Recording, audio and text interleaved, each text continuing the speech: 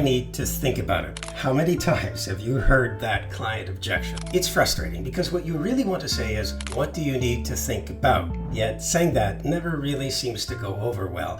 It feels high pressure and in your face.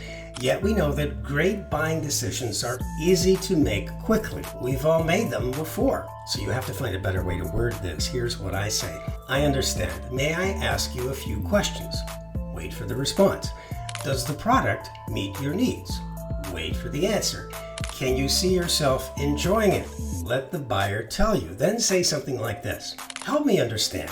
What's holding you back from saying yes? Am I missing something? Remember to smile and have positive body language. How you say it is just as important, if not even more, than what you say.